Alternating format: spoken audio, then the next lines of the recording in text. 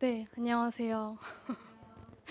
제가 오늘 마스크를 쓰고 나와서 좀 오랜만에 보는 모습을 이렇게 보게 되신 것 같아요. 이번 주에 제가 이제 좀 설명을 드리고 설교를 시작을 해야 될 것 같아서 말씀을 드리면, 제가 이번 주에 코로나 확진을 받았었는데 그게 월요일에 처음 증상이 발현이 됐어요. 그래서 오늘이 7일째라서 찾아보니까 이제 전염 가능성은 이제 거의 없다고 보고 있고요. 이제 5일째부터는 격리 권고 사항에서도 이제 해제가 돼서 저도 이제 마음을 교회 갈 수 있나? 저 설교할 수 있나? 이런 마음으로 좀 불안했다가 증상이 많이 괜찮아지고 이제 열도 나지 않아서 이제 코로나 이후에 이제 남은 잔기침 정도라서 혹시나 걱정을 하실까 하여 미리 말씀을 드리고 시작을 하려고 합니다. 네. 그래서 오늘은 좀 마스크를 착용하고 조심스럽게 함께 하고 예배 후에 먼저 일어나는 것을 말씀을 드립니다. 그리고 요즘에 이제 코로나가 증상이 줄었다고들 하는데 아니더라고요. 다들 날씨에 이제 감기 꼭 조심하시고요. 최대한 걸리지 않도록 오늘은 저를 좀 조심하시고요. 네. 그래서 설교 끝나면 후다닥 나가보도록 하겠습니다. 네, 최근 몇 년간 우리는 이제 코로나19 팬데믹이라는 상황을 지나면서 흩어짐을 몸소 경험했습니다. 우리는 익숙한 교회 공간과 공동체에서 멀어지고 각자 자기 자리에서 사회적 거리두기를 해야 했던 상황을 보냈었습니다. 물리적으로 떨어져야 했던 시간은 불안과 그리고 고립을 가져왔었지만 동시에 새로운 관계와 나눔의 방식을 찾아내는 기회가 되기도 했습니다. 줌을 사용하게 되고 유튜브 라이브로 방송을 보게 되고 카카오톡 단체 톡방으로 이야기를 나누게 되었습니다. 물리적으로 떨어져 있어도 마음은 연결될 수 있다는 경험을 통해서 지리적인 제약이 없이 다양한 지역과 세대가 연결되는 새로운 형태의 공동체가 이곳저곳에서 형성되었습니다. 기존 교회나 단체 소속이 아니었던 사람들도 부담 없이 온라인 예배나 강의에 참여할 수 있는 기회가 되었고, 이것이 접근성과 포용성을 높이는 역할을 했습니다. 또한 돌봄과 관심의 방식도 조금 변화했습니다. 대체로 모든 교회가 이전에는 교회를 나오는 사람만 서로를 살필 수 있었다면, 코로나 기간부터는 전화나 메시지 그리고 온라인 연락 등을 통해서 보다 적극적으로 서로의 안부를 묻고 챙기는 문화가 형성되었던 것 같습니다. 이거는 즉 누군가에게 연락하는 것 자체가 돌봄이라는 인식이 확대되었던 것 같습니다. 봉사활동도 물리적인 대면에서 기부나 택배, 쿠폰 후원 등으로 전환되면서 더 넓은 방식의 나눔이 가능해졌습니다. 올해 초에 광장에서도 자신의 응원봉을 들고 있는 팬들을 연대하는 마음으로 많은 연예인들이나 가수들이 미리 카페나 식당에 선결제하는 문화가 생기기도 했습니다. 점차 일반인들도 서로를 응원하고 연대하는 마음으로 선결제를 하기도 했고요.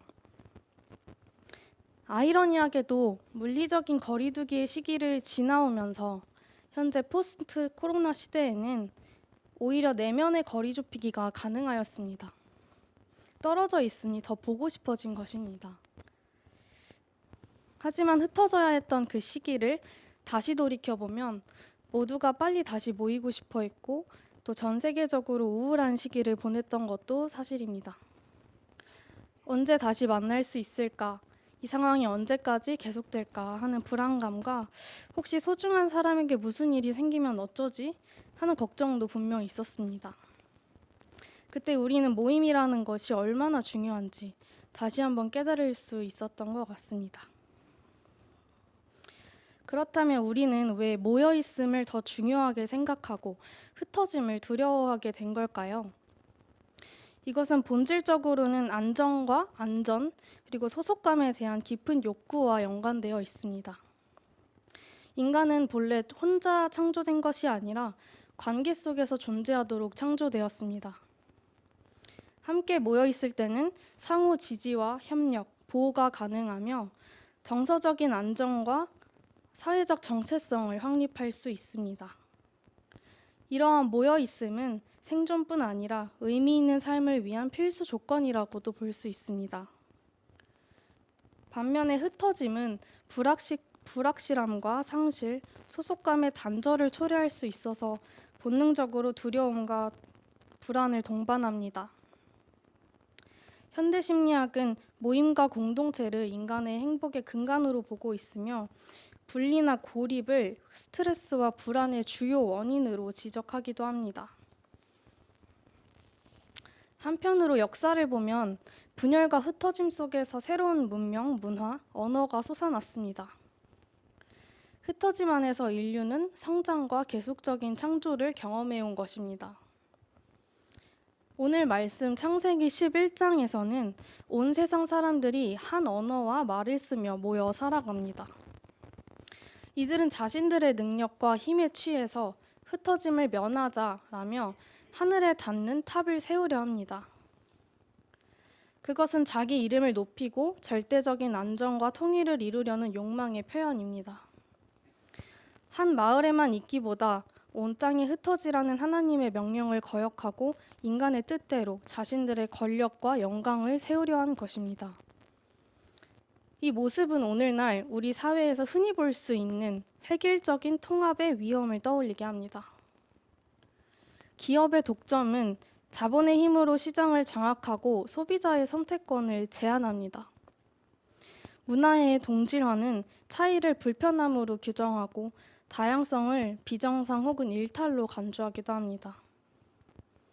정치나 사회 권력의 중앙 집중은 의사결정의 다원성을 억누르며 대화가 아닌 복종을 요구합니다. 이런 경향은 결국 나와 같은 존재만을 안전하고 신뢰할 수 있는 존재로 여기는 태도에서 비롯되며 이것은 다른 존재를 경계하고 배제하려는 동일성의 폭력으로 연결됩니다. 다시 말해서 인간은 집단을 만들 때 그것이 타자를 포용하는 공동체가 아니라 타자를 배제하는 권력의 공동체가 되기를 원했던 것입니다. 기업 독점, 문화 동질화, 경쟁과 권력 집중은 결국 사람들을 소외시키고 다양성과 자유를 제한합니다. 인간의 집단적 욕망은 사실 나의 힘을 키우고 나와 동일한 집단, 즉 나의 동일성을 키우고 그것이 본질 혹은 정상의 범주가 되기를 바라는 것입니다. 이 바벨탑 이야기는 오늘날 획일적인 통합, 정상성의 강요, 자기 동일성의 확장이라는 현대사회의 구조적 욕망을 매우 정확히 비판하고 있습니다. 하나님은 인간이 자기 동일성의 확장을 통해 획일적인 하나됨을 이루려 할 때 그 계획을 좌절시키고 언어를 혼잡하게 하사 서로 알아듣지 못하게 하셨다라고 성경은 전합니다. 언어의 분산과 소통의 갈등은 단순한 벌이나 징계라기보다도 인간의 자만과 독선으로 하나됨이라는 이름의 폭력적인 동일화를 깨트리기 위한 하나님의 개입이자 다양성과 차이를 존중하는 새로운 공동체 질서의 시작입니다. 바벨의 혼란은 곧 획일성의 붕괴이자 생명의 다양성이 회복되는 시작이며 하나님은 그곳에서 참된 교제와 연대의 가능성을 열어가신다는 것입니다.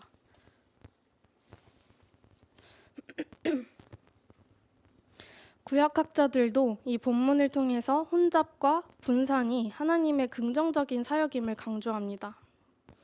이것은 창조 명령인 생육하고 번성하여 땅에 충만하라 라는 창세기 9장 1절의 말씀의 실현을 위한 하나님의 역사이며 다원화된 공동체 형성과 복음 확산의 밑거름이 된다고 볼 수 있습니다. 이처럼 하나님께서 일하시는 방식은 다양성 안에서 우리의 이해를 넘어선 계속적 창조입니다. 이미 언급했던 것처럼 바벨탑 사건은 외형적으로 보면 그저 인간의 교만에 대한 심판이고 흩어짐은 저주나 불운처럼 보입니다.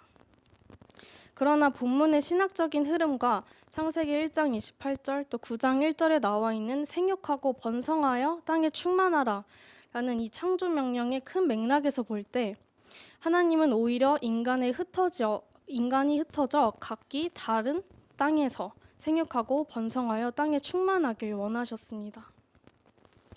창세기는 하나님이 인간 공동체를 다양하게 만드시고 각 민족과 언어의 분리로 창조의 풍성함과 복을 완성하신다라는 메시지를 담고 있습니다. 민들레를 한번 예로 들어보겠습니다.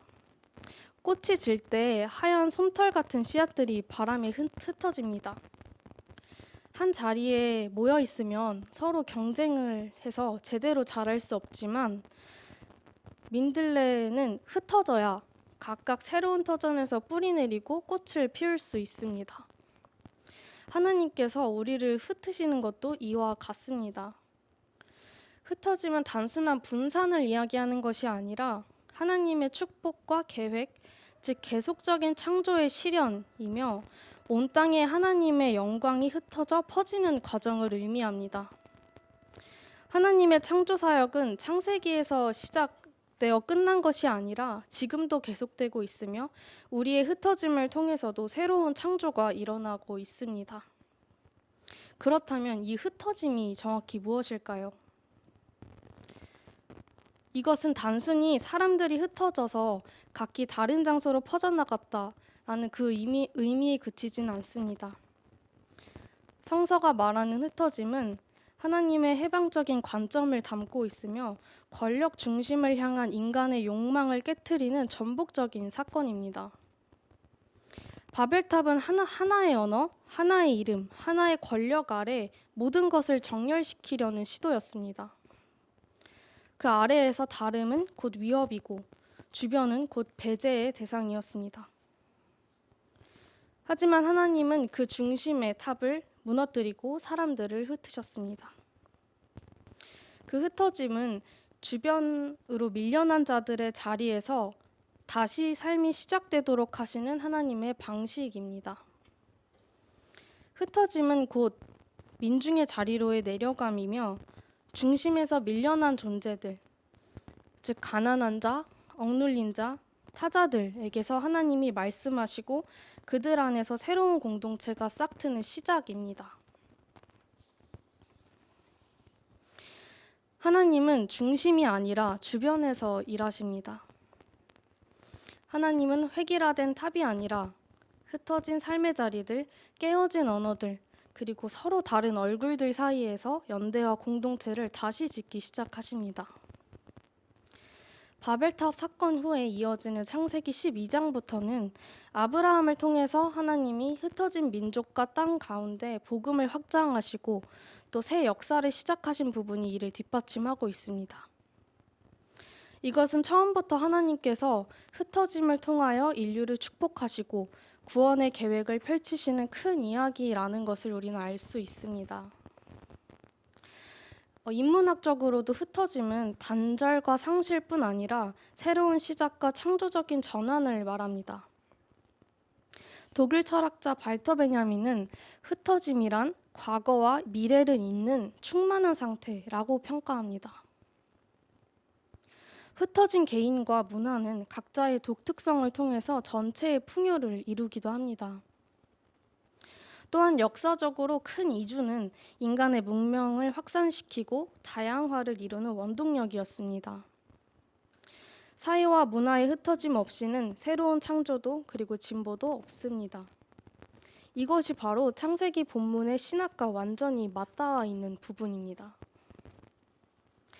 우리 삶에도 이러한 흩어짐은 필요합니다. 코로나 팬데믹 이후에 우리는 물리적인 공간으로서의 교회라는 장소가 제한되고 또 관계적으로도 서로 떨어져 지내야 하는 경험을 했습니다. 처음엔 낯설었지만 이 흩어짐은 포스트 코로나 시대를 지나는 우리에게 또 다른 관점을 건네주기도 합니다. 이 과정에서 우리는 모이는 교회의 전통적 의미를 넘어서서 흩어지는 교회라는 사명에 대해서 다시 한번 생각하게 됩니다.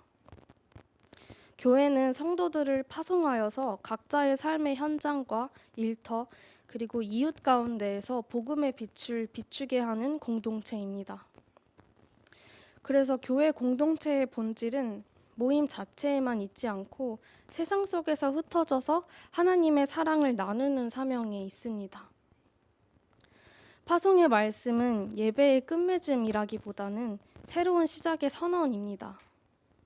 성도 한 사람 한 사람이 세상 속에서 그리스도인의 증인, 하나님 나라의 일꾼으로 살아가게 하는 선언 말입니다.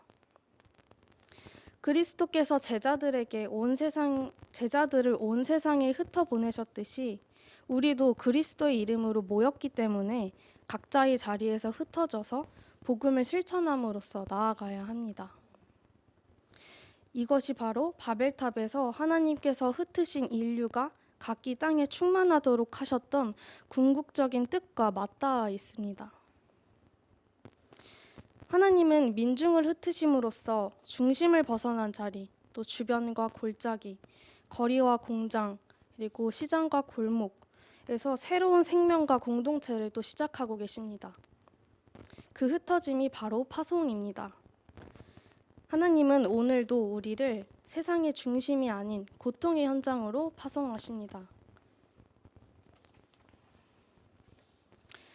그래서 우리는 질문해야 합니다. 어디가 우리가 흩어져야 하는 곳인가? 노동의 현장, 시위의 거리, 해고자 복직을 위한 농성천막, 청년 비정규직을 위한 기도회. 흩어짐은 곧 세상으로 나아가는 예배입니다. 우리의 몸이 있는 그 자리에서 말이 다른 이들과 또 삶의 리듬이 다른 이들과 함께 하나님의 뜻을 다시 묻고 또 공동체를 다시 만들고 또 복음을 다시 살아내는 것. 그것이 민중교회의 흩어짐, 곧 하나님 나라의 길일 것입니다. 하나님께서 우리를 각자의 자리로 흘러보내시고 그 자리에서 진정한 제자의 삶과 사랑을 실천하시기 원하십니다. 우리가 이 사명에 기꺼이 동참하며 또 하나님께서 새롭게 역사하시는 현장이 되길 간절히 기도합니다. 바벨탑 사건은 인간의 교만과 하나님의 주권 그리고 흩어짐의 축복 이 세 가지를 깊이 묵상하게 됩니다. 우리가 두려워하는 이 흩어짐은 사실 하나님의 계속적인 창조 사역의 일부이며 진정한 번성과 성장의 시작입니다. 사랑하는 들꽃 식구 여러분, 잠시 생각해 보면 좋겠습니다. 여러분이 흩어져 가실 그 자리에서 누군가가 여러분을 통해서 하나님의 사랑을 경험하고 있는 모습을 말입니다. 그것이 바로 바벨탑 사건 이후에 하나님께서 꿈꾸신 아름다운 그림일 것입니다. 오늘도 하나님이 허락하신 흩어짐 가운데에서 복음의 빛을 세상에 비추는 축복된 들꽃님들이 되시길 간절히 소망합니다. 잠시 침묵으로 기도하겠습니다.